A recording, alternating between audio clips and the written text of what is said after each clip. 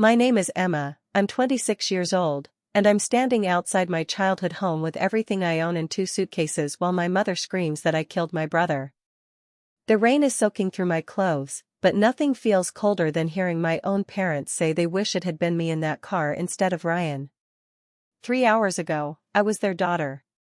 Now, I'm the monster they created in their grief-stricken minds.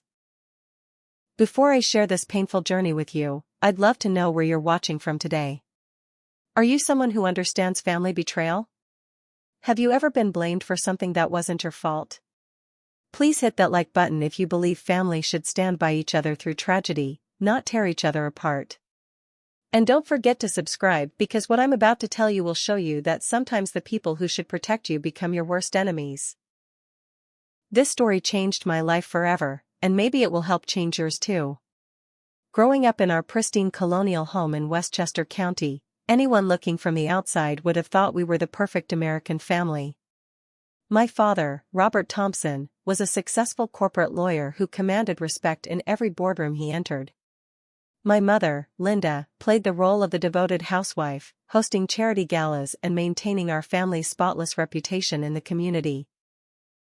Then there was Ryan, my younger brother by 2 years, who could do no wrong in their eyes. From the moment he took his first steps, he was their miracle child, their pride and joy, their reason for living. And me?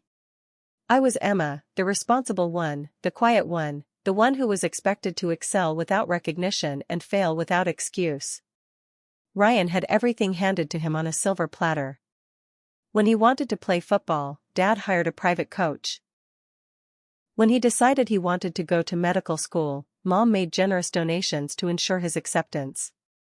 His trophies lined the mantel, his report cards were framed on the wall, and every family gathering became a celebration of his latest achievement. I graduated summa cum laude from nursing school, but my diploma was tucked away in a drawer somewhere. I saved lives every day at the hospital, but at home, I was invisible unless they needed something. Emma, help Ryan with his essay. Emma, pick up Ryan from practice. Emma, make sure Ryan gets to his interview on time. I wasn't their daughter, I was Ryan's unpaid assistant, existing solely to ensure his continued success. The warning signs about Ryan's drinking started during his junior year of college.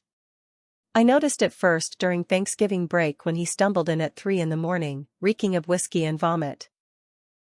When I tried to help him to his room, he pushed me away and slurred that I was just jealous of him. The next morning, he had no memory of coming home, but Mom made excuses about college stress and Dad laughed it off as boys being boys. By Christmas, he was hiding bottles in his room. By spring break, he was drinking before noon. I watched my baby brother transform from a golden boy into someone I didn't recognize, someone angry and reckless and dangerous. I tried to talk to my parents about it multiple times. The first conversation happened after I found Ryan passed out in his car in the driveway, keys still in the ignition. Mom's face turned cold when I suggested he might need help. "Don't you dare spread lies about your brother," she hissed. "You've always been jealous of him, but this is low, even for you." Dad was even worse.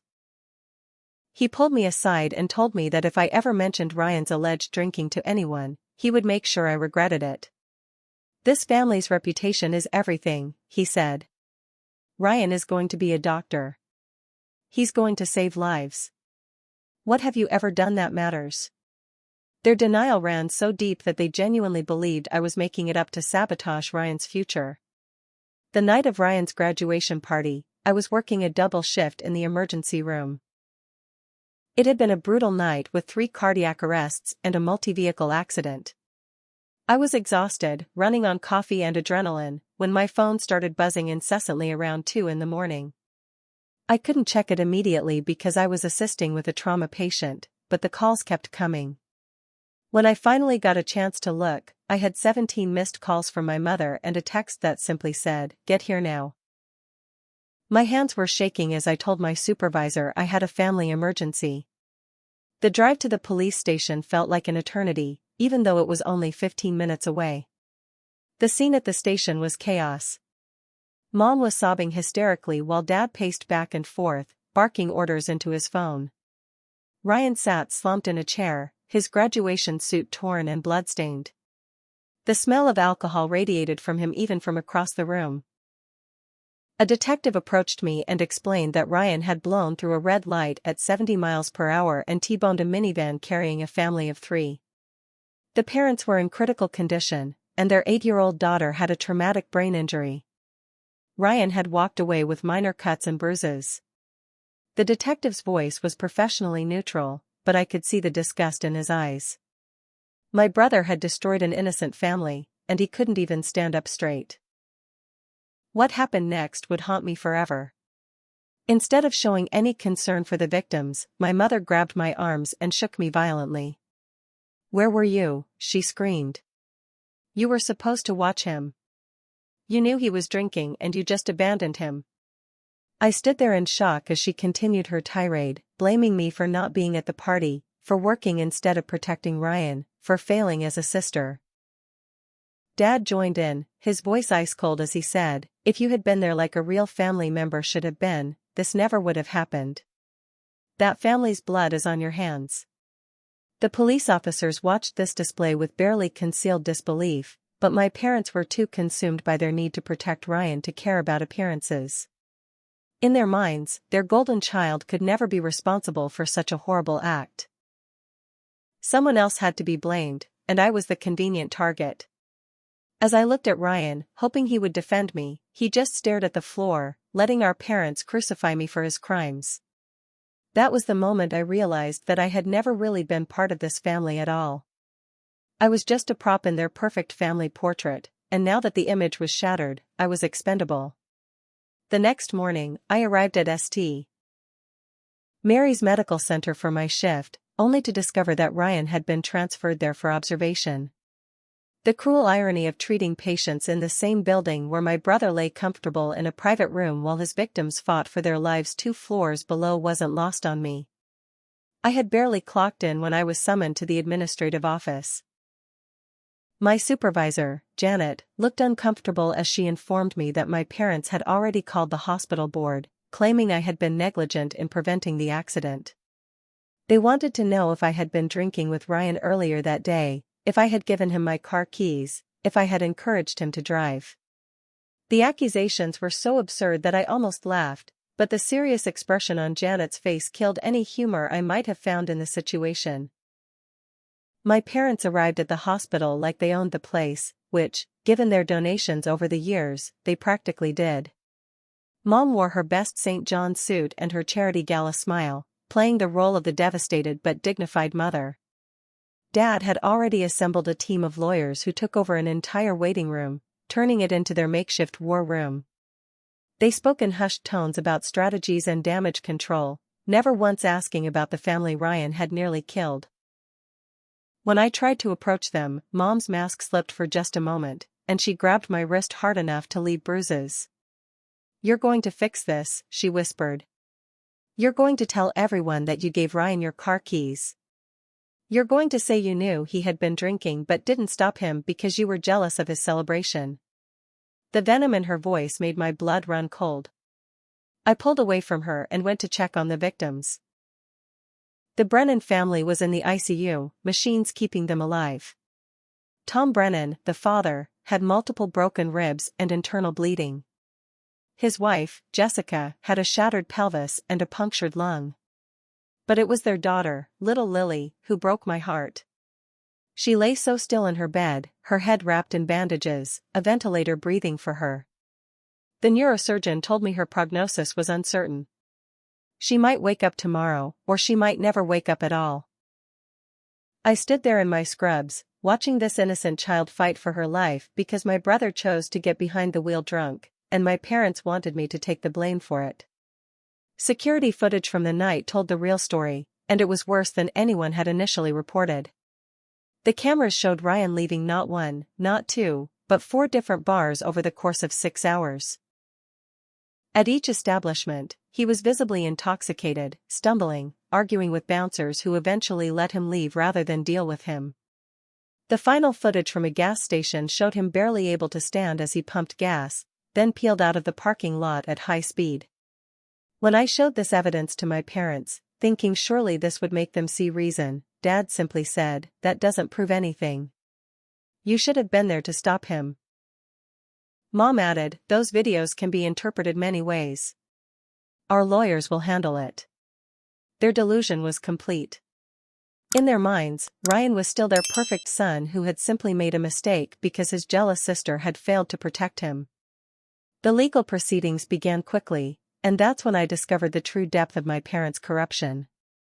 During a meeting with the district attorney, I learned that this wasn't Ryan's first drunk driving incident. There had been 2 previous arrests that had been mysteriously dismissed, charges that disappeared after generous donations to certain political campaigns. One incident involved property damage to 3 parked cars. Another involved him running a family off the road, though miraculously no one was seriously hurt. Each time, my parents had swooped in with their money and connections, making the problems vanish. They had created a monster by never allowing Ryan to face consequences, and now their creation had finally done something too big to cover up. The family meeting that followed was the ugliest hour of my life. My parents had gathered the extended family at our house, ostensibly to discuss how to support Ryan through this difficult time. What it actually became was a coordinated character assassination of me. Mom stood before my aunts, uncles, and cousins, tears streaming down her face as she told them how I had always been jealous of Ryan, how I had tried to sabotage his success for years. She claimed I had been feeding him alcohol since high school to ruin his future. Dad presented a twisted timeline of events that painted me as a negligent sister who had abandoned Ryan in his time of need. The most painful part was watching family members I had known my whole life start to nod along, choosing to believe these lies rather than risk losing access to my parents' wealth and influence. My Aunt Carol, Mom's sister, was the first to pile on. "I always thought it was strange how Emma never seemed happy for Ryan's accomplishments," she said, her voice dripping with false concern. "Remember at his high school graduation when she didn't even smile in the photos?" Uncle Jim, Dad's golf buddy more than a brother, added his own fabrication. "Robert told me Emma has been trying to get Ryan in trouble for years. She even called the police on him once for a noise complaint at his own birthday party." None of it was true, but truth had no place in that room.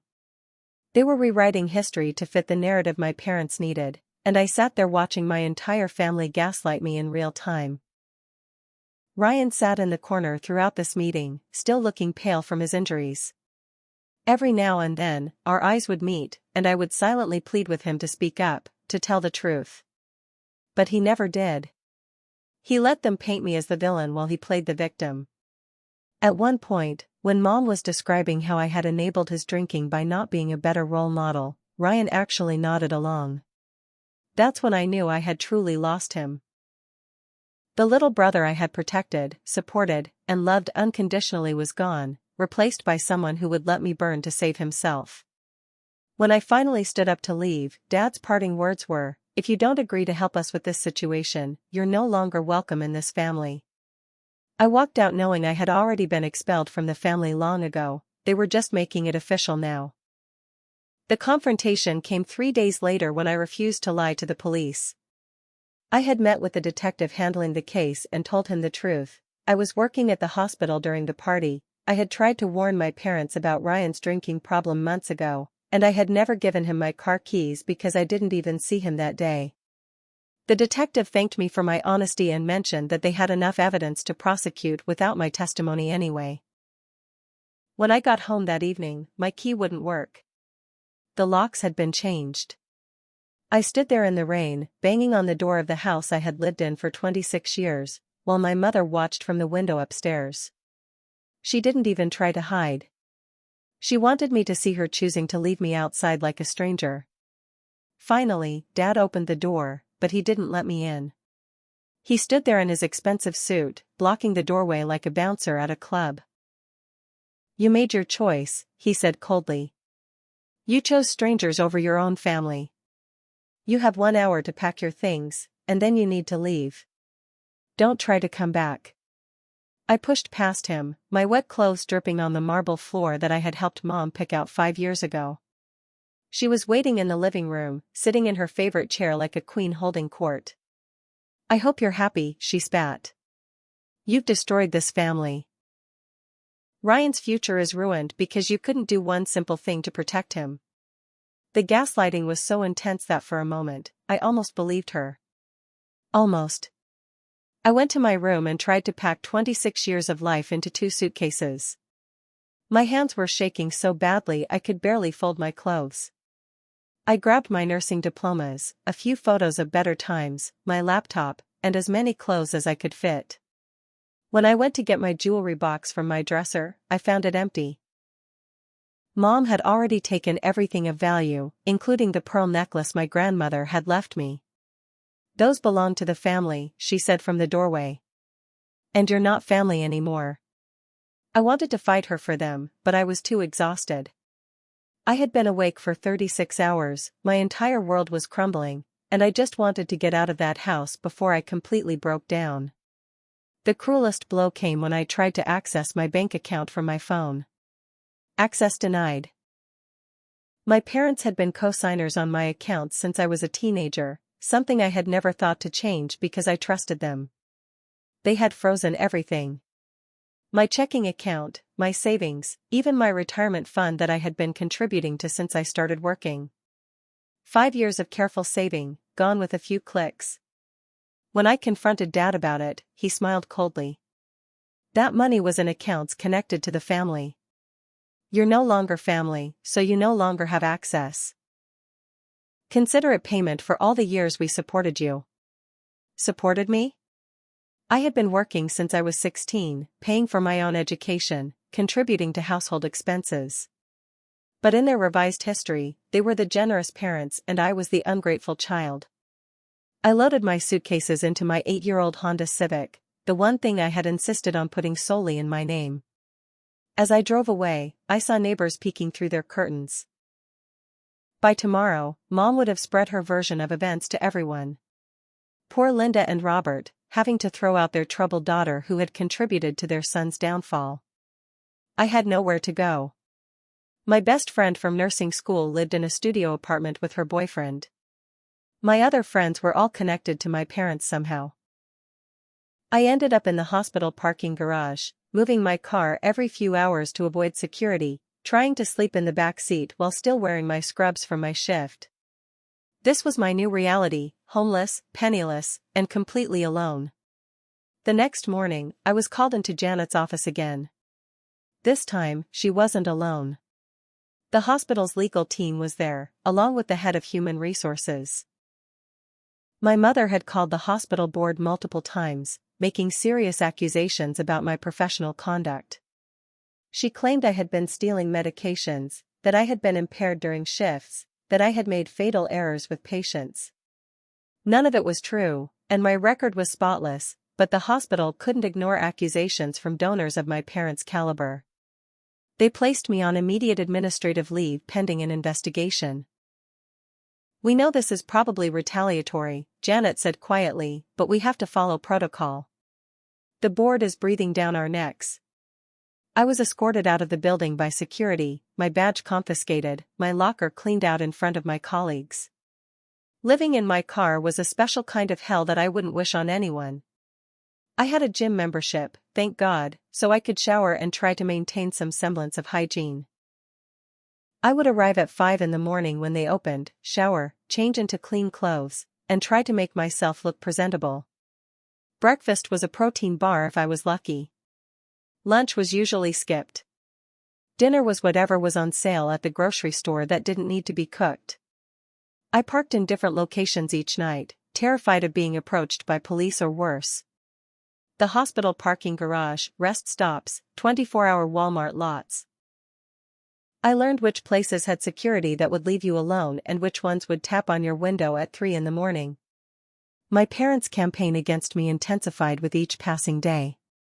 They filed a police report claiming I had stolen valuable jewelry from the house, the same jewelry Mom had taken from my room.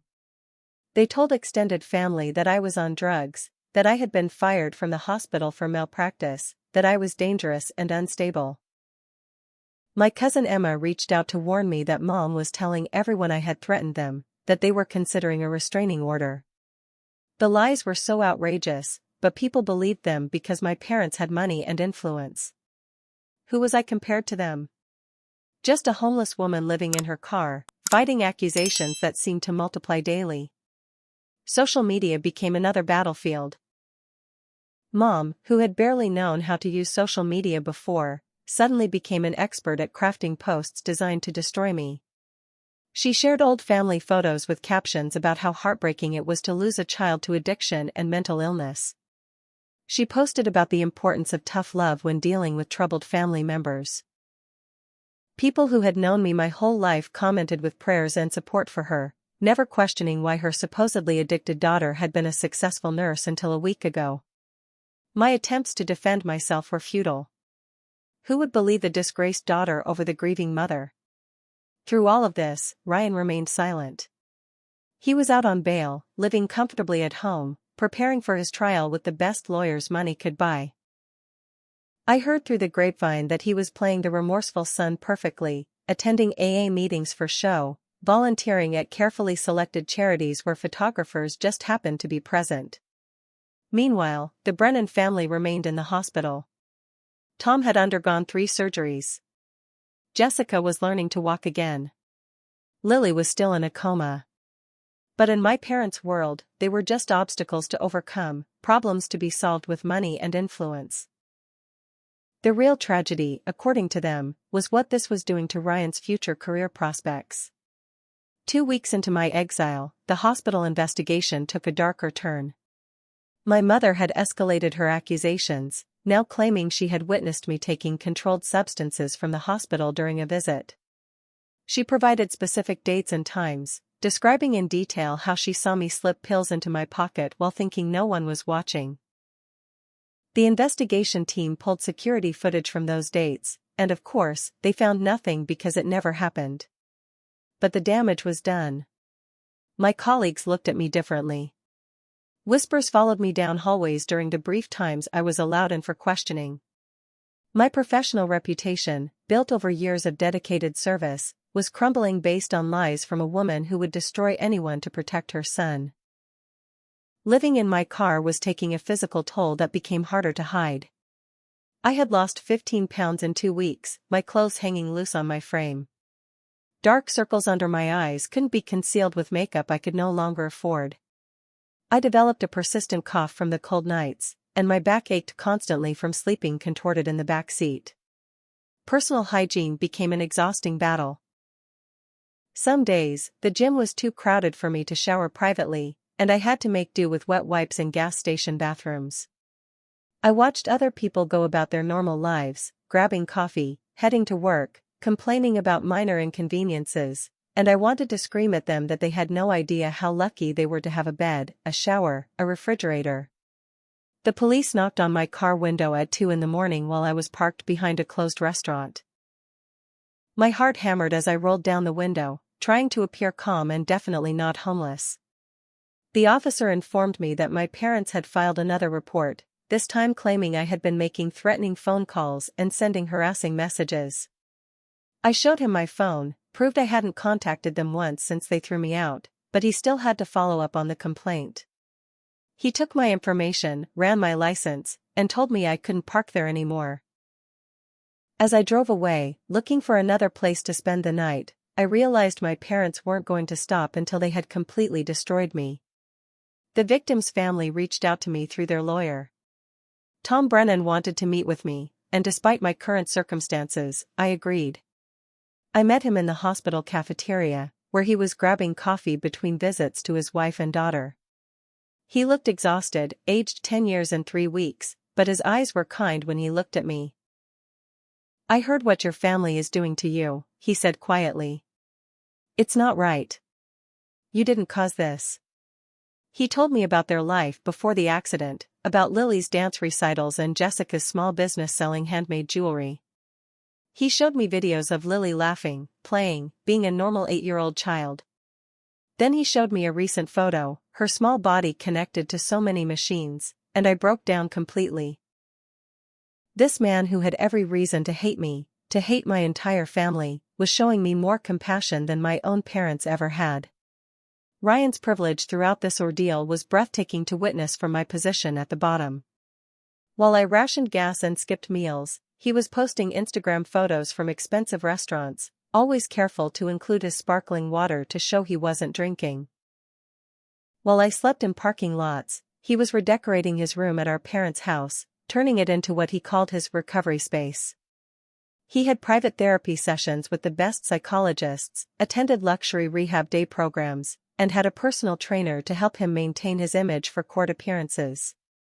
The local newspaper ran a puff piece about his journey to redemption, complete with quotes from my parents about their unwavering support for their son. There was no mention of the family he had destroyed or the daughter they had discarded. Extended family members who had once claimed to love me revealed their true colors. My godmother, Aunt Patricia, who had promised at my baptism to always be there for me, blocked my number after my mother told her I was dangerous. My cousins, who I had grown up with like siblings, spread gossip about my supposed drug problem on social media. Uncle Michael, who had taught me to ride a bike and attended every school play, told mutual friends that I had always been troubled and my parents had done their best. The family reunion photos from last summer kept popping up in my memories, all of us smiling and laughing, and I wondered if they had ever really cared about me or if I had always just been a prop in their perfect family performance. My health deteriorated rapidly as the weeks passed. The persistent cough developed into bronchitis, but I couldn't afford to see a doctor. Without insurance from my job and with no money for urgent care, I suffered through it with over-the-counter medication shoplifted from a pharmacy. I'm not proud of that, but survival makes you do things you never thought you would. I stopped menstruating, my body conserving energy for more essential functions. My hair fell out in clumps in the gym shower. I caught glimpses of myself in mirrors and didn't recognize the gaunt, hollow-eyed woman staring back. This was what my family had reduced me to, a ghost of my former self, barely surviving while they lived in luxury built on lies. Former colleagues began crossing the street to avoid me. These were people I had worked alongside for years, saved lives with, shared Christmas parties and birthday celebrations with. Now they treated me like I was contaminated. One nurse I had oriented when she was new actually told me I should be ashamed of myself for what I had put my poor parents through. The hospital grapevine had twisted the story so thoroughly that some people believed I had actually supplied Ryan with drugs. Others thought I had been embezzling from the hospital to fund my own addiction. The truth didn't matter anymore. The narrative my parents had crafted was more powerful than any facts I could present. The near arrest came on a Thursday afternoon. I was sitting in a coffee shop, using their Wi-Fi to apply for jobs in other states, when two officers walked in and approached my table. My mother had called in another false report, this time claiming she had seen me near their house in violation of the fictional restraining order she kept threatening. The officers were professional but skeptical as I explained that I hadn't been anywhere near my parents' house, that I was trying to rebuild my life and wanted nothing to do with them. They verified my alibi with the coffee shop's security footage, but the humiliation of being questioned by police in front of everyone was overwhelming. The manager asked me to leave after they did, saying I was bad for business. Another safe space lost to my parents' campaign of terror. Rock bottom felt like it hit when I couldn't even afford tampons and had to fashion makeshift pads from paper towels in public restrooms. When I had to choose between gas to keep my car running and food for the day. When I woke up to find someone had smashed my car window while I slept, stealing the few possessions I had left. When I applied for a job at a grocery store and was turned down because my mother had somehow found out and called them with her lies. When I stood on a bridge at 3 a.m, looking down at the dark water and wondering if everyone would be better off if I just disappeared. That's what my family had done to me. They had taken a strong, independent woman and broken her down until she questioned whether life was worth living. But even in that darkness, a small part of me refused to give them the satisfaction of destroying me completely. Christine Morrison appeared in my life like an angel when I needed one most. I was sitting in the public library, using their computers to continue my futile job search, when a woman approached me hesitantly. "Emma? Emma Thompson?" I looked up, prepared to defend myself against another attack, but her eyes were kind. I'm Christine. I dated Ryan for 2 years in college. I heard what your parents are doing to you, and I want to help. She sat down across from me, and for the first time in weeks, someone looked at me like I was a human being worth talking to, not a pariah to be avoided or a problem to be solved. Christine's story was horrifyingly familiar. She had met Ryan during their sophomore year, drawn to his charm and confidence. For the first year, things were perfect. He was attentive, romantic, everything a girl could want. Then she started noticing his drinking. First at parties, then before parties, then on random Tuesday afternoons. When she tried to talk to him about it, he became verbally abusive, accusing her of being controlling and jealous. The verbal abuse escalated to physical intimidation, punching walls near her head, throwing things, always careful not to leave marks on her. When she finally tried to leave him, he had shown up at her dorm room drunk, pounding on the door and threatening to kill himself if she didn't take him back. I have videos, Christine said quietly, pulling out her phone. I started recording him when he was drunk because no one believed me. Your parents made me out to be a crazy ex-girlfriend trying to ruin their son's future. The videos were damning. Ryan stumbling around, slurring threats, breaking furniture, screaming obscenities. In one particularly disturbing clip, he was behind the wheel of a car, laughing maniacally as he swerved across lanes while Christine begged him to stop. I kept these because I knew someday he would hurt someone badly. I just wish I had done more to stop him before it got to this point. She had tried to warn my parents, but they had threatened her with legal action if she didn't stay away from their son. Christine wasn't my only unexpected ally. Mike Chen had been my EMT partner during my first year at the hospital. We had lost touch when he moved to a different department, but he reached out after hearing about my situation through mutual friends. I know what really happened, he said when we met at a diner outside town. I was working the night they brought the Brennan family in. I saw the police report, the blood alcohol level, everything. What your parents are doing to you is criminal. Mike had connections in the emergency services community and had been quietly gathering support for me.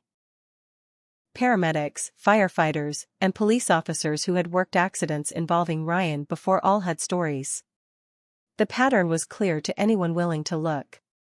The revelation about my parents' past cover-ups came from an unexpected source, a retired police detective named James Walker. Mike had put us in touch, and James agreed to meet me in a park where we could talk privately. Your brother should have been in jail years ago, he said bluntly. I worked his first DUI arrest when he was 19. Your parents' lawyer showed up before we even finished processing him. Suddenly, evidence went missing, witnesses changed their stories, and the charges disappeared. He pulled out a worn notebook filled with his personal notes from cases. Ryan's name appeared multiple times, always followed by notes about interference from above, pressure to drop charges, cases mysteriously reassigned to other detectives who would make them go away. The lawyer who changed everything was named David Brennan, and yes, he was related to the victims. He was Tom's older brother, a former prosecutor who had left government work to start his own practice specializing in drunk driving victims' rights. When he heard what my parents were doing to me on top of defending Ryan, he offered to represent me pro bono. This isn't just about you, he said during our first meeting. This is about a pattern of corruption and cover-ups that has allowed a dangerous person to terrorize this community for years. Your parents have perverted justice with their money and connections, and it's time someone stood up to them. Building the case against my parents required me to relive every painful moment of my life with them. David had me write down every instance of favoritism, every time they had covered for Ryan, every lie they had told about me. The document grew to over 50 pages, a chronicle of systematic emotional abuse and neglect that I had normalized for so long. Reading it back was devastating. I saw clearly how I had been groomed from childhood to accept blame for everything that went wrong, to sacrifice my own needs for Ryan's wants, to be grateful for scraps of attention while he feasted on their love. The golden child and scapegoat dynamic was textbook, but living it had been my only reality. We discovered the extent of my parents' financial fraud almost by accident. While researching their assets for the defamation suit, David's paralegal noticed suspicious activity involving accounts in my name. My parents had taken out credit cards using my social security number, racking up thousands in debt that I knew nothing about. They had co-signed loans for Ryan's luxury car and apartment, putting me down as the primary borrower without my knowledge. There were investment accounts opened in my name with money mysteriously transferred out just before they kicked me out. In total, they had stolen over $200,000 using my identity, all while painting me as the ungrateful daughter trying to take advantage of them. The journalist who would help expose everything was named Patricia Santos, an investigative reporter for the state's largest newspaper.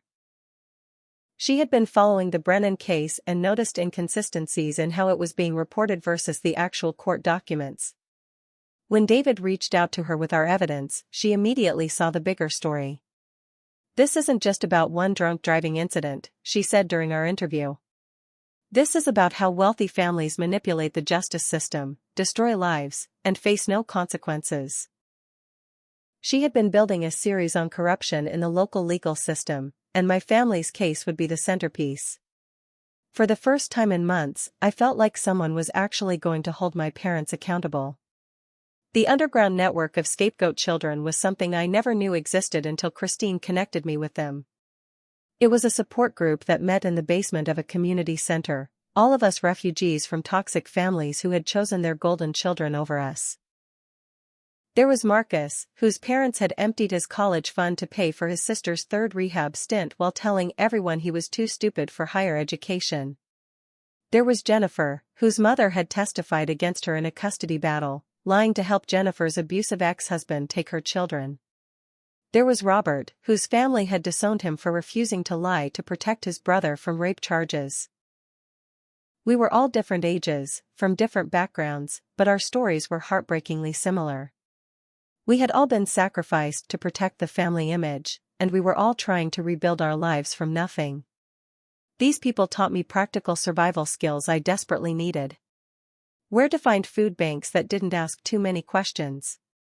Which churches would let you sleep in their parking lots without calling the police. How to make a gym membership stretch for maximum shower usage. How to apply for jobs when you have no address and your references have been poisoned against you. They also taught me emotional survival skills. How to stop apologizing for existing. How to recognize that the shame I carried wasn't mine to bear. How to grieve the family I thought I had while accepting the reality of what they actually were. For the first time since my exile began, I didn't feel completely alone. I had found my tribe among other discarded children, and together we were stronger than our families had ever allowed us to be individually. The defamation lawsuit was filed on a cold Monday morning in December. David had crafted a masterpiece of legal argumentation, documenting every false statement my parents had made, every lie they had spread, every deliberate act of character assassination they had committed.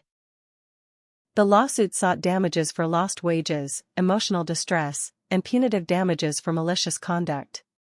But more than money, it sought something my parents valued far more: public vindication. Everything they had done would be entered into public record, available for anyone to read. Their carefully maintained image would be shattered by their own actions, documented in black and white for the world to see. My parents' reaction was swift and predictable. Within hours of being served, my phone exploded with calls from family members who had ignored me for months. Suddenly, everyone wanted to play peacemaker. Aunt Carol called crying about how families shouldn't air their dirty laundry in public. Uncle Jim left voicemails about forgiveness and moving forward. Cousins who had blocked me on social media were suddenly sending messages about the importance of family unity. The hypocrisy was breathtaking. Where were these pleas for family unity when I was sleeping in my car? Where was this concern for family when my parents were spreading lies about me to anyone who would listen? Their sudden interest in reconciliation had nothing to do with justice and everything to do with protecting the family reputation. The media explosion began when Patricia's first article hit the front page. Wealthy families cover up. How money and connections protected a serial drunk driver ran with a photo of Ryan from his last arrest alongside a heartbreaking picture of Lily Brennan in her hospital bed. The article meticulously detailed Ryan's previous arrests, the mysterious disappearance of charges, the donations that followed dropped cases. It named names, cited sources, and included quotes from victims who had been silenced for years. My parents had spent decades carefully cultivating their public image, and Patricia destroyed it in 8,000 words of devastating journalism. The comments section exploded with outrage from community members who had suspected the truth but never had proof. The story went viral within days. Social media picked it up, and suddenly everyone had an opinion about the Thompson family. The hashtag Justice for Lily started trending, with people sharing their own stories of wealthy drunk drivers escaping consequences. Someone leaked Ryan's Instagram posts from expensive restaurants to Twitter, contrasting them with photos of the Brennan family's GoFundMe for medical expenses. The public rage was fierce and unforgiving. My parents, who had always been so concerned with appearances, were now the most hated family in the state. Their country club memberships were quietly revoked. Charity boards asked them to step down. Friends who had stood by them through everything suddenly had scheduling conflicts whenever they tried to make plans. Ryan's spectacular public meltdown came courtesy of alcohol and Instagram Live. Despite his supposed commitment to sobriety, he had been secretly drinking in his room, unable to handle the pressure and public hatred. One night, drunk and full of self-pity, he went live on Instagram to set the record straight. What followed was 40 minutes of slurred confessions that David later described as better than any deposition we could have hoped for. Ryan admitted that he had been drinking since high school, that our parents had always covered for him, that he knew they were lying about me but didn't care because he needed them to save him. He cried about how unfair it was that people were being mean to him when he was suffering too. He even admitted to the previous incidents, providing details that hadn't been public before. By the time someone in the house realized what was happening and shut down his phone, the damage was catastrophic. My parents' attempt to buy their way out of the situation was almost comical in its desperation. They had their lawyer contact David with an offer. They would drop all their false accusations against me, publicly apologize, and pay me $500,000 if I dropped the lawsuit and signed a non-disclosure agreement. The number was insulting considering what they had put me through, but more than that, it showed they still didn't understand. This wasn't about money anymore. This was about justice, accountability, and showing the world who they really were. David's response was brief: "See you in court." The counteroffer they sent the next day doubled the amount, then tripled it by the end of the week. Each rejection made them more frantic, more desperate to make this all go away. The investigation into my parents' financial crimes started as a side note in Patricia's reporting but quickly became a major focus for authorities. The FBI's Financial Crimes Unit became interested when they discovered the pattern of identity theft, not just against me but against other family members. My grandmother's estate, which was supposed to be divided equally among her grandchildren, had somehow ended up entirely in my parents' control through forged documents. Cousins discovered credit cards in their names they knew nothing about. A forensic accountant found offshore accounts, tax evasion, and money laundering connected to their efforts to hide Ryan's payoffs. What had started as covering for their son's drinking had evolved into a complex web of financial crimes spanning years. My vindication at the hospital came when the investigation completely cleared me of any wrongdoing. Not only was there no evidence of the accusations my mother had made, but my colleagues came forward with testimony about my character and work ethic. Nurses who had been afraid to speak up while my parents were donors now told the truth about what an excellent nurse I had been. Doctors I had worked with provided glowing recommendations. Patients I had cared for sent letters of support. The hospital board, facing potential legal action for allowing donors to influence personnel decisions, offered me my job back with back pay and a formal apology. The same security guards who had escorted me out now couldn't look me in the eye when I returned to clean out my locker properly. The family schism was swift and brutal. Once Patricia's articles exposed the financial crimes, family members realized they might be victims too. The cousin who discovered $60,000 in credit card debt in her name turned state's evidence. The uncle who found out my parents had refinanced his mother's house without permission joined the lawsuit. My grandmother's friends from her nursing home came forward with stories about how my parents had isolated her in her final years, controlling who could visit and when. The family that had stood united against me fractured into camps. Those still hoping to benefit from my parents' money, those seeking justice for their own exploitation, and those simply trying to distance themselves from the scandal. The holiday family photo that had once been their pride now looked like a crime scene photo, each face a potential victim or co-conspirator. Ryan's breakdown accelerated as the walls closed in. The perfect son facade cracked completely under the pressure of public scrutiny and his parents' inability to fix everything. He was hospitalized twice for alcohol poisoning, each incident making headlines. His Instagram became a stream of consciousness descent into madness, alternating between blaming everyone else and confessing to more crimes. He posted screenshots of text messages from our parents coaching him on what to say. He revealed the names of officials they had bribed. In his drunken, self-destructive spiral, he became the prosecution's best witness. The golden child my parents had protected at all costs was now the instrument of their destruction, and there was poetic justice in watching them realize they had created the weapon that would destroy them. The arrests happened on a Tuesday morning that will forever be etched in my memory. I was staying with Mike and his wife temporarily, finally off the streets thanks to my returning job and back pay, when the news broke. FBI agents had raided my parents' home at dawn, leading them out in handcuffs as news crews captured every moment. My mother, always so concerned with appearances, tried to cover her face with her designer handbag. My father, who had strutted through life believing his money made him untouchable, looked shocked as they read him his rights. The charges were extensive: obstruction of justice, witness tampering, identity theft, wire fraud, and conspiracy. The empire they had built on lies and corruption was crumbling, and everyone was watching. The asset freeze was immediate and comprehensive. Every account, every property, every investment was locked down pending investigation. The house I had been thrown out of, the cars they drove, the country club memberships they treasured, all of it was now under government control. My mother's credit cards were declined at her favorite boutique, a humiliation that made the society pages. My father's law firm immediately moved to distance themselves, his name removed from the letterhead before the ink was dry on the arrest warrant. The wealth they had weaponized against me was gone, leaving them with public defenders and the same justice system they had corrupted for so long. The public humiliation was swift and merciless. Every organization my parents had been involved with issued statements distancing themselves. The hospital removed their names from the donor wall. The country club held an emergency meeting to revoke their memberships before they could become a liability. The charity galas my mother had organized for decades suddenly found new hosts. Friends who had smiled and accepted their generous donations now claimed they had always suspected something was wrong.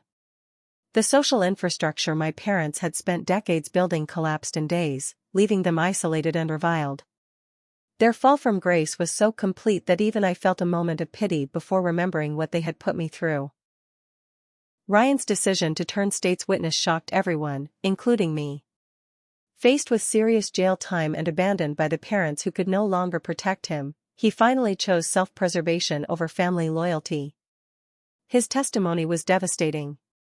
He detailed every cover-up, every bribe, every time my parents had made his problems disappear.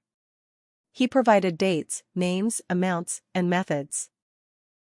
He showed prosecutors text messages where our parents explicitly discussed destroying evidence and intimidating witnesses. The golden child who had been willing to let me take the fall for his crimes finally told the truth when it benefited him. It wasn't noble or redemptive, just another act of selfishness, but it was effective in sealing our parents' fate. My testimony was different. Where Ryan was self-serving, I was simply truthful. I sat in that courtroom and told my story without embellishment or vindictiveness. I described growing up as the scapegoat, always blamed for Ryan's failures. I detailed the night they threw me out for refusing to lie. I explained how they had systematically destroyed my life while protecting the actual criminal. The prosecutor had warned me to stick to facts, not emotions, but the facts were damning enough. When I described sleeping in my car while they spread lies about me, several jurors wiped away tears. When I showed photos of how I looked after 2 months of homelessness, the judge had to call a recess. The truth, told plainly, was more powerful than any emotional appeal. The other victim's testimony was heartbreaking. Tom Brennan took the stand with quiet dignity, describing how the accident had destroyed his family. He talked about his wife's long recovery, the medical bills that had bankrupted them, the daughter who might never be the same. Other families Ryan had hurt came forward, no longer silenced by my parents' money and threats. A young woman described being run off the road while pregnant, too terrified to report it after my parents' lawyer threatened her. An elderly man talked about the hit and run that left him unable to work, the settlement that barely covered his medical bills while Ryan walked free. Each story added another layer to the pattern of callous disregard for anyone who got in their way. The media coverage was relentless. Court artists sketched my parents looking haggard and defeated, a far cry from their former glossy perfection. Patricia Santos provided daily analysis, connecting their crimes to larger patterns of corruption among the wealthy. Legal experts debated the case on cable news, using terms like shocking abuse of privilege and textbook obstruction of justice. The public followed every detail with the kind of fascination reserved for the mighty fallen. My parents, who had craved social status above all else, were now famous for all the wrong reasons. Their legacy would not be charitable donations and society pages, but mugshots and crime documentaries. The extended family's apologies came in waves, each more hollow than the last. Aunt Carol sent a long email about how she had been manipulated, how she should have known better, how she hoped we could move past this. Uncle Jim left voicemails about family being more important than money, conveniently forgetting how quickly he had chosen money over me. Cousins reached out on social media with crying emoji and requests to reconnect. The same people who had believed every lie about me suddenly claimed they had always had doubts. Their apologies were not about genuine remorse but about positioning themselves on the winning side now that the tide had turned. I responded to none of them. Some bridges, once burned, should stay ash. My mother's psychiatric breakdown happened during a pretrial hearing. As witness after witness detailed her lies and manipulations, something inside her snapped. She began screaming that everyone was jealous of her, that they were all lying, that Ryan was perfect and I was the devil trying to destroy her family. When the judge called for order, she lunged at me, screaming that I should have died instead of disappointing her. It took 3 bailiffs to restrain her as she devolved into incoherent shrieking about conspiracies and persecution. The woman who had been so concerned with appearances was dragged from the courtroom in restraints, her careful makeup smeared, her designer suit disheveled, her mask of perfection finally shattered beyond repair. She was placed on a psychiatric hold, deemed incompetent to stand trial until she could be stabilized. My father's attempted escape was pathetic in its execution. With my mother hospitalized and his assets frozen, he tried to flee to a non-extradition country using a fake passport. He made it as far as the airport before FBI agents arrested him at the gate. The man who had always believed he was the smartest person in any room had been caught by basic security measures. They added flight risk and additional fraud charges to his case. The judge revoked his bail, and for the first time in his privileged life, my father spent nights in a jail cell with the kind of people he had always looked down upon. His fellow inmates, many of whom had been victims of the system he had corrupted, did not treat him kindly. The powerful lawyer who had destroyed lives with a phone call was now just another criminal in an orange jumpsuit. The trial began in spring, with the courthouse surrounded by media trucks and protesters demanding justice. I arrived each day in professional attire, my head held high, no longer the broken woman sleeping in her car but someone who had survived the worst and come out stronger. My parents arrived in shackles, their designer clothes replaced by jail uniforms, their arrogance replaced by the hollow eyes of people who had finally run out of options. Ryan, as state's witness, sat apart from them, avoiding eye contact with everyone, the golden child tarnished beyond recognition. The Brennan family sat in the gallery every day, quiet witnesses to justice being served. Lily was still in a wheelchair, but she was awake, alive, bearing witness to the system finally working. My testimony lasted 2 days. The prosecutor walked me through every detail of my story, from childhood favoritism to that rainy night when I was cast out. I spoke clearly, without tears or drama, letting the facts speak for themselves. When the defense attorney tried to paint me as a bitter, jealous daughter seeking revenge, I calmly refuted each accusation with evidence. Bank statements showing my financial responsibility before my parents stole my identity. Performance reviews proving my excellence as a nurse before their lies cost me my job. Character witnesses who testified about my integrity and compassion. The truth was my weapon, and I wielded it with precision. The cross-examination was brutal. My parents' defense attorney, clearly grasping at straws, tried every dirty trick. He suggested I had mental health issues, that I was an unreliable narrator, that I had manipulated evidence. He brought up every mistake I had ever made, every moment of teenage rebellion, every time I had been less than perfect. But I had survived homelessness, rebuilt my life from nothing, and faced down my demons. His attacks felt like gnats compared to what I had already endured. When he suggested that I had somehow orchestrated this entire situation to steal my parents' money, several jurors actually laughed. The idea that the homeless woman living in her car had masterminded the downfall of millionaires was too absurd even for a desperate defense. The parade of witnesses against my parents was extensive. Police officers testified about the pressure to drop charges. City officials admitted to being influenced by donations. Ryan's previous victims told their stories publicly for the first time. Christine played the videos of Ryan's drunken rages while my parents sat stone-faced, unable to deny what everyone could see. The forensic accountant walked the jury through the maze of financial crimes, showing how they had stolen not just from me but from multiple family members. Each witness added another nail to the coffin my parents had built for themselves. By the time the prosecution rested, the case was overwhelming. Ryan's testimony as state's witness was perhaps the most damaging. He detailed every cover-up, every bribe, every instance of our parents prioritizing their image over justice. He admitted that he had known I was innocent of their accusations but had stayed silent to save himself. He described growing up knowing he could do anything without consequences, how it had warped his sense of right and wrong. His testimony wasn't a redemption arc, it was a confession of complicity.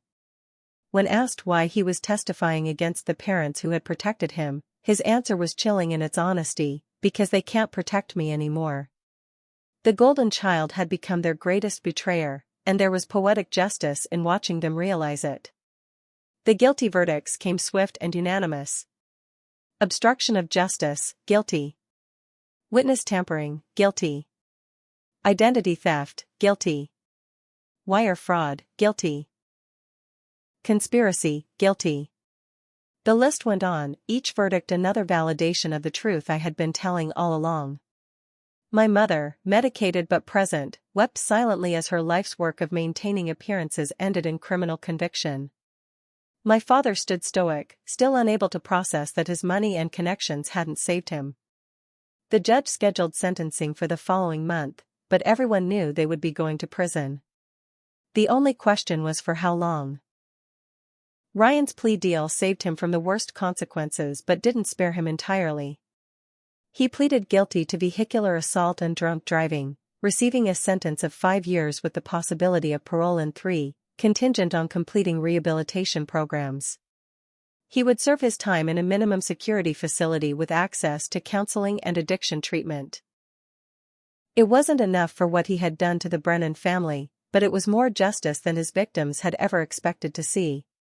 The golden child would finally face consequences, even if they were lighter than deserved.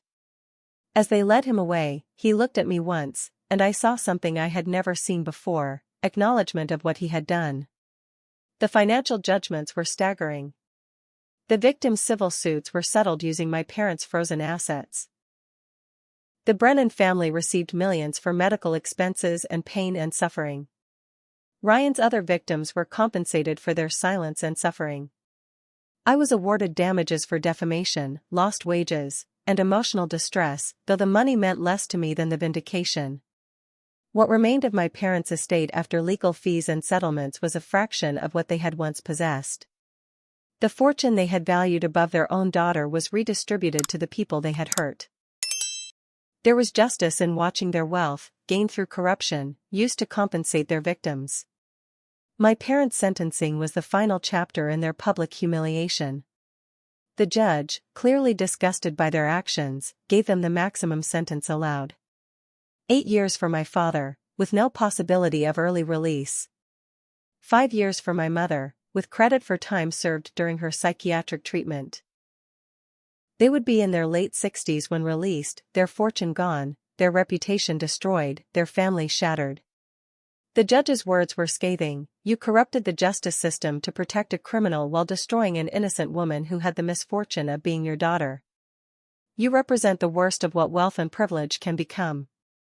As they were led away in shackles, I felt not triumph but a hollow sadness. They had chosen this path, step by step, lie by lie.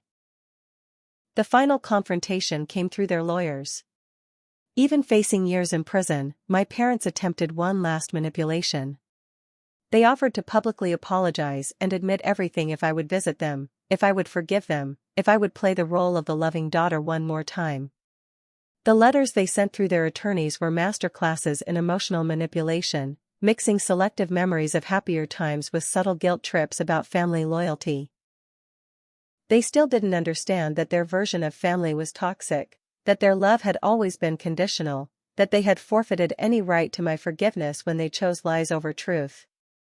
I sent back a simple response: no. It was the most powerful word I had ever written. 2 years have passed since the verdicts, and I barely recognize the woman I've become. I live in a different state now, working as a head trauma nurse at a level 1 trauma center. The irony of healing others after my own trauma isn't lost on me, but it feels like purpose, like meaning carved from chaos. My apartment is small but mine, every piece of furniture chosen by me, every wall decorated with photos of the life I built. There's no family portrait over the mantel, no shrine to achievements that were never celebrated. Instead, there are pictures of friends who became family, moments of joy that belong entirely to me, proof that I survived and thrived despite everything. The support group I founded meets every Tuesday evening in a community center basement, much like the one that saved me. We call ourselves the discarded, and we wear the label with pride. There's strength in acknowledging what was done to us, in refusing to hide our stories or minimize our pain. Every week, new faces appear, tentative and broken, convinced they're alone in their suffering. I see myself in their haunted eyes, remember sleeping in my car and wondering if the pain would ever stop. I get to tell them what I desperately needed to hear: it does get better, but only after you stop waiting for the people who hurt you to suddenly become who you needed them to be. Ryan writes occasionally, letters full of recovery speak and cautious attempts at building something real. He's sober, genuinely this time, not performing for reduced sentences or parental approval. His letters detail the hard work of accountability, the daily choice to face who he was and choose to be different. He doesn't ask for forgiveness, he knows that's not his to demand. Instead, he shares his progress, his setbacks, his growing understanding of the damage he caused. I write back sometimes, brief responses that acknowledge his efforts without offering absolution. Maybe someday we'll have a relationship worth salvaging. Maybe we won't. The beautiful thing is that my happiness no longer depends on fixing broken family ties. The Brennan family and I maintain a different kind of connection. Not friendship exactly, but something born from shared survival. Tom sends updates about their recovery, photos of Lily at physical therapy, Jessica returning to her jewelry making. They invited me to Lily's 10th birthday party, a celebration that almost didn't happen. I went, watching this child who had been in a coma blow out candles and laugh with friends. Her recovery wasn't complete, might never be, but she was alive and fighting. The Brennans didn't blame me for Ryan's actions, never had, and their grace in the face of tragedy taught me about the family bonds that actually matter. Sometimes I babysit Lily, and we work on puzzles together, two survivors finding peace in small victories. My chosen family grows stronger each year. Mike and his wife Sarah are the siblings I should have had, offering support without conditions and celebrations without competitions. Christine became my roommate for a while, two women rebuilding after the same man tried to destroy us in different ways. We healed together, late-night talks over wine becoming therapy sessions that no professional could have provided. The trauma bonds formed with my support group evolved into genuine friendships. We celebrate each other's promotions, relationships, small victories that would mean nothing to those who hadn't seen us at our lowest. These people know me fully, darkness and light, and choose to stay. The career I thought was destroyed has flourished beyond my dreams. The hospital that once escorted me out in shame now values my unique perspective on trauma and recovery. I specialize in treating victims of violence, bringing empathy born from experience to each case. My supervisors note my ability to connect with patients who trust no one, to see through the masks people wear when they're desperate to hide their pain. I've been promoted twice, earning recognition that would have meant everything to the woman seeking her parents' approval. Now it just feels like doing work that matters, helping people who need it most, being the advocate I desperately needed when my world collapsed. Inner peace came gradually, therapy session by therapy session, realization by realization. I stopped waking up at 3 a.m. reliving the night they threw me out. The nightmares about being arrested for crimes I didn't commit faded. The hypervigilance that kept me constantly scanning for threats relaxed into normal awareness. I learned to trust again, slowly, carefully, but genuinely. Dating felt impossible at first. How do you explain family trauma on a coffee date? But eventually I met Marcus, a fellow nurse who understood complicated families and didn't run from messy histories. We take it slow, building something real on foundations of mutual respect rather than desperate need. Forgiveness is complicated. I've forgiven Ryan partially, recognizing him as both victim and perpetrator in our family's twisted dynamics. My parents remain unforgiven, not from spite but from clarity. Some actions break bonds beyond repair, and protecting others from consequences while destroying the innocent is unforgivable in my book. I've forgiven myself completely though, for not seeing the truth sooner, for believing their lies about my worth, for almost letting them win. Self-forgiveness was the hardest battle but the most important victory. Every day I choose to see myself through my own eyes rather than theirs is a day I win again. The legal vindication changed practical things significantly. The settlement money paid off the debts they had accumulated in my name, bought my car outright, provided a security cushion I'd never had.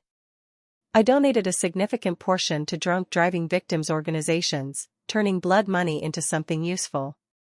Financial security after homelessness feels surreal sometimes. I still check my bank balance obsessively, save compulsively, keep emergency cash hidden. These habits may fade with time or they may not. Survival leaves marks that success can't entirely erase, and that's okay. My scars remind me of my strength. Working with other scapegoats has shown me the universal patterns in toxic family dynamics. The golden child who can do no wrong, the scapegoat who can do no right, the enabling parents who sacrifice one child to protect another. The roles are assigned early and enforced ruthlessly. Breaking free requires recognizing that the problem was never you. It was always the system that needed a villain to function. Every person who walks into our support group carrying shame that isn't theirs to bear reminds me why sharing these stories matters. Silence protects abusers and isolates victims. Speaking truth, however painful, lights the way for others trapped in similar darkness. My mother was released 6 months early for good behavior and medical issues. She tried contacting me through various channels, each attempt blocked or ignored. My father remains in prison, his appeals exhausted, his connections worthless. They exist in a past I no longer inhabit, ghosts of a life I've transcended. Sometimes I wonder if they've changed, if prison taught them accountability, if losing everything opened their eyes. Then I remember it doesn't matter. Their journey is no longer connected to mine. They chose their path, and I chose survival, growth, and truth. We were never really family. We were just people related by blood playing assigned roles in their tragedy. The anniversary of my exile passed recently. 2 years since I stood in the rain with suitcases, homeless and heartbroken. Now I own furniture, have health insurance, take vacations, plan futures. The contrast is staggering when I let myself think about it. That broken woman sleeping in her car feels like a different person, someone I grieve for and celebrate simultaneously. She survived when everything said she wouldn't. She refused to accept their version of her worth. She crawled through hell and emerged scarred but whole. When current group members say they can't imagine surviving what I did, I tell them the truth, neither could I, until I had no choice but to try. People ask if I regret not taking their money to stay quiet, if I wish I had just played along to keep the peace. The answer is always no. Money would have been bandages on cancer, silence would have been slow poison. They taught me through their actions that some prices are too high to pay, some compromises cost your soul. I lost a biological family but found truth, integrity, and genuine love. The trade was worth it, though the price nearly killed me. Not everyone understands choosing poverty over toxic wealth, homelessness over harmful homes. But those who've been there understand perfectly. Sometimes losing everything is the only way to find out what really matters. The lessons I've learned shape how I move through the world now. Family is action, not blood. Love includes accountability, not just enabling. Forgiveness is optional, not required. Survival is success when the odds are against you. Truth matters more than comfort. These aren't platitudes but hard-won wisdom paid for in tears and trauma. When young nurses complain about their families, I listen without minimizing their pain or comparing scars. Everyone's journey is valid. But when I recognize the signs of scapegoating, of golden child dynamics, of systematic emotional abuse, I speak up. Knowledge gained through suffering becomes responsibility to help others see clearly. My story isn't unique, which makes it both tragic and hopeful. Thousands of us exist, discarded by families who needed villains more than they needed truth. We find each other in support groups, online forums, therapy sessions, building families of choice from the wreckage of biological rejection. Our stories vary in detail but share common themes: blamed for others' crimes, punished for truth-telling, exiled for refusing to enable. We're the ones who got away, who chose ourselves over family dysfunction, who learned that sometimes the most loving thing you can do is leave. Every story shared weakens the hold toxic families have on their scapegoats. Every survivor who rebuilds proves that exile can become exodus. Looking back, I see how every moment led to who I've become. The childhood spent invisible taught me to see others who feel unseen. The false accusations taught me to value truth fiercely. The homelessness taught me that security is internal, not external. The betrayal taught me to choose friends carefully but love deeply when I do. Even the pain served a purpose, though I wouldn't wish it on anyone. I am who I am not despite what happened but because I survived it. The woman my parents tried to destroy became someone they could never have imagined, whole, happy, and free. That's the ultimate victory, the final plot twist in their carefully scripted tragedy. My life now is ordinary in the best ways.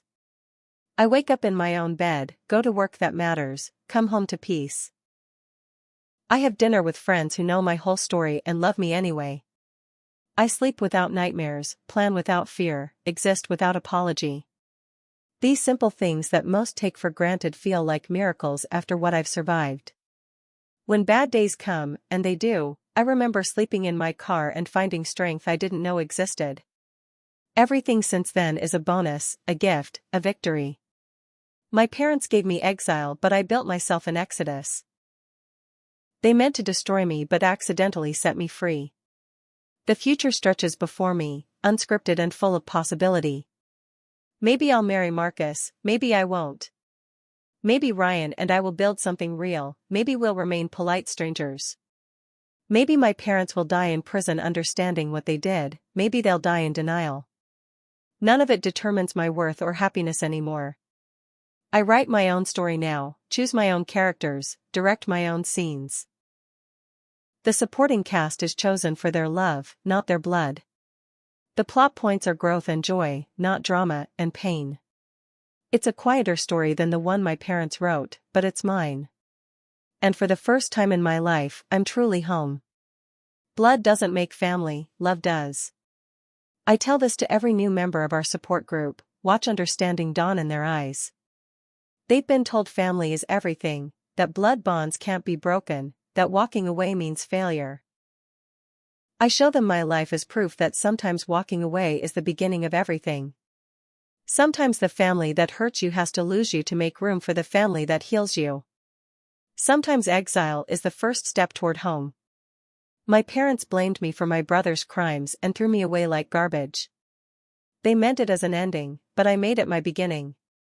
And that's the most powerful story of all, not what was done to us, but what we did with it. Thank you for joining me on this painful but ultimately triumphant journey. If you're watching this and seeing your own story reflected in mine, know that you're not alone. The path from scapegoat to survivor is brutal, but it's walkable. The family that should protect you might become your greatest threat, but the family you choose can become your salvation. How did my story resonate with you? Have you experienced family scapegoating or know someone who has? What would you have done differently in my situation? Please share your thoughts in the comments below. Your stories matter, and sharing them helps others feel less alone. If this video touched you, please hit that like button and subscribe to the channel. Your support helps these important stories reach others who need to hear them. Share this video with anyone who might be struggling with toxic family dynamics. Sometimes one story can change someone's life, can give them permission to choose themselves over dysfunction. Thank you for witnessing my truth. Thank you for holding space for pain and transformation. And to those still trapped in toxic family systems, your freedom is possible, your truth matters, and you deserve so much more than they've given you. May you find the courage to write your own story, build your own family, and create your own happiness. The blood of the covenant really is thicker than the water of the womb. Choose your covenant wisely, and never apologize for surviving.